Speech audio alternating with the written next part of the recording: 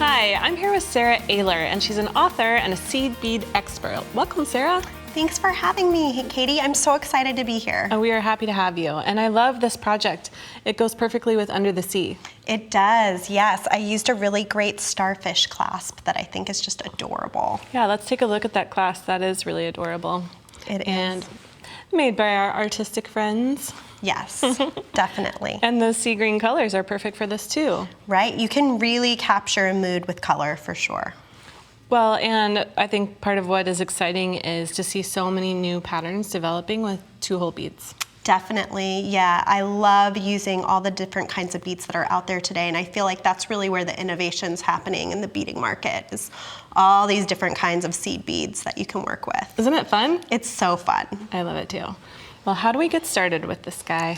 Okay, so I used 2 different diameters of beading wire in this design, and why I did that is because I always feel like it's a lot of work to do a bead weaving project, and if you use a thread, it's wonderful because it'll fit through the holes, but it can be abraded really easily. It can break apart. So I used a really thick, medium 019 diameter beading wire to attach the clasp, and then we're gonna jump into bead weaving with our 0.010 beading wire for the bead weaving. So all of it's done with wire, which is to me really exciting because you don't see that a lot. It gives it a lot of body too. Yeah. So it's going to be a piece that really stands up to some wear and tear. Definitely, which I have toddlers, so I know about wear and tear. Okay, so I'm using 0.019 inch beading wire, and I'm going to take a 2x2 millimeter crimp tube. I will string it onto my wire and then pass it through my toggle bar.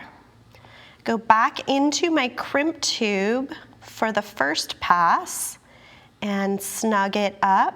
And then I'm gonna take this wire and I'm gonna string a duo bead, and I'll go ahead and pass it back into this crimp tube for a 3rd time. Now, this is a pretty tight pass, so it's a little hard to do on camera. So I went ahead and prepared one just to make it a little easier, but it does fit through 3 times. Sometimes you have to kind of fidget with it to make it work. So now that I've got my wire going through both ways, you can see it almost looks like kind of like a little bow tie. It's equal proportions on each side. I call this a connector. I'm going to take my crimping plier, and I'm gonna set the crimp tube in the center of the plier, and I'm gonna compress. And the first time I compress, it's gonna create what looks like a little 4-corner ravioli. I'm gonna turn it on its side inside that same plier, and I'm gonna compress again. So it's taking the tube, and I'm just going around and around it, taking the tube and making it into a round bead, but it's actually crimping it into the nylon coating of the beading wire. Oh, okay. So, and it looks like you have this going through 1 hole on the 2-hole bead. Right, yes, just 1 hole. Okay. And then I'm going to slide my cutter in just right up next to that crimp and trim off the extra beading wire because we don't need those little tails hanging out.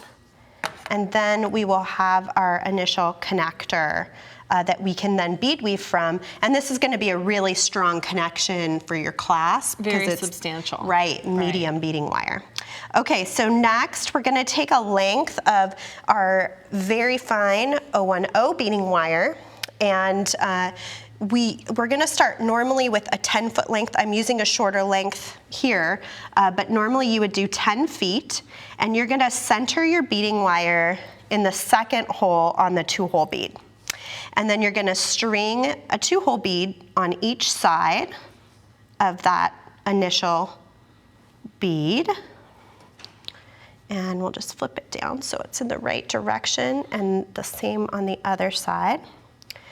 And then we are gonna do what's basically like a ladder stitch. I'm gonna take my wire, I'm gonna string 1 more bead, and then I'm gonna do the next row. So I'm gonna pass through the 2nd hole on this bead here, and I'm gonna pull my new bead up next to it. It's a little wonky when you get started, so you need a lot of patience anytime you're starting a bead weaving project. Isn't that the truth? It always takes a lot of patience, but eventually you're gonna build something that looks really awesome. I'm gonna string my next bead and then the second hole over here, and Nice. bring it together. And as you keep going, you're gonna build a beautiful shape that looks like a triangle eventually. So I'm gonna add one more bead, and then we're gonna pass the wire back through in the opposite direction, and that's kind of where the ladder stitch comes from. So you'll take the wire and you'll pass back through the 2-hole beads in the opposite direction using the second wire on the opposite side. So that's where you get your ladder stitch. That is where you get your ladder stitch. And it's really great to use a wire because it's almost like it has a built-in needle. It has a little point that's going to easily go through your beads and attach it, and then you'll be able to pull it all together. Okay.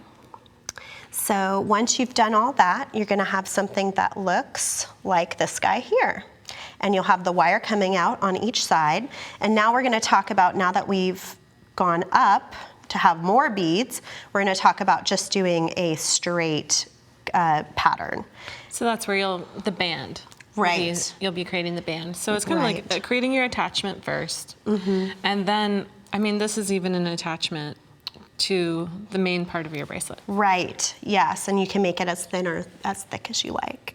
So you're going to pass the wire through the 2-hole bead and just gently tug it down, snug, and then you can just start adding beads really easily. You're going to take one bead, and then you'll just go into the second hole on the next 2-hole bead in the row. Okay. So you're just adding another row, easy peasy. So you're just filling in that space in between. I mean, that's a little bit peyote-ish, kind of. Kind of, yeah. It just kind of, they snug right next to each other. They're almost built for this kind of shape where they just fit together really easily, really comfortably. And as you keep going with this row, Okay. you can come back in with the wire in the opposite direction again, just like we did earlier. And that's how you kind of weave it all together. But it's great because we're using wire. It's going to be really strong, which I love because I like a sturdy piece of jewelry. Yeah, so to finish it, what would we do next? Okay, so to finish it, we're going to jump over here. You're going to now reduce to finish the other side of your bracelet. Okay. And so to do that, instead of picking up a bead, which is what you would have normally done here, you're going to slide your wire into the first 2-hole bead, like so. And then you're going to make another row, but it's going to be a shorter row this time. And we'll keep reducing in the same way throughout the pattern to get to the end. And then at the end, I wanted to show you what's really great about this is you can just knot it. And it's really simple and easy, just like you would with a thread. Okay, so you would create your whole triangular point. And then Right, yeah, by passing the wire back and forth and continuing to reduce until you get to this point. And at the end, what you're going to do is you're going to have the wires come out in exactly the same place. We'll just move this one over so we can see better. And then we're going to do a double knot. So we're going to do a leftover right, pull it nice and tight and snug. Make sure your bead is fitting in the right space.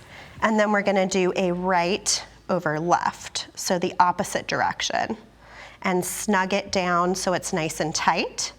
I like to put a little dab of glue on it, just a jewelry glue that's gonna be able to sort of seal it so I know it's nice and tight and concrete. And then you can just take your cutters and trim right up next to that knot, and the glue will ensure that it's secure. And then you can finish it off in the same way we started it, with medium beading wire and a crimp. Okay. And that's how you would add your toggle. Okay, so do you take your beading wire and place it through this bead here? You do, right. Okay, to add our attachment, just like we did in the beginning. Right, yep. There's a hole left over in the 2-hole bead that's just right for adding your final attachment. And then you get that nice secure attachment with a thicker beading wire. Great idea. And I wouldn't have you. thought ever to mix and match these together, but that makes a lot of sense. It does, because at the clasp, that's such a weak, vulnerable point in jewelry, because we pull and yank on it. Especially for bracelets. Yes, especially for bracelets. Right. I Well, agree. You brought some beautiful samples, so I'd love to make sure that we get to take a look. Okay. And so here's the one that we made. Yes, that's the finished piece. I love that. Totally perfect for this sea theme and beautiful colors. Thank you. I like it a lot too. It's really pretty. And then this one is a project from your book that shows a way that you can combine colors. Right, and you can go up and down to make a diamond shape rather than just the straight bead weave that we did So today. it's the same type of technique, but you do that triangular reducing and then... And expanding. Right, Right. yeah. And then The necklaces are beautiful too. I love these. These are Thank great. you. And that's just the triangle that we started with. So you can really take this project and morph it into a bunch of different things just by reducing and adding bead weave. Great idea. Well, thank you so much, Sarah.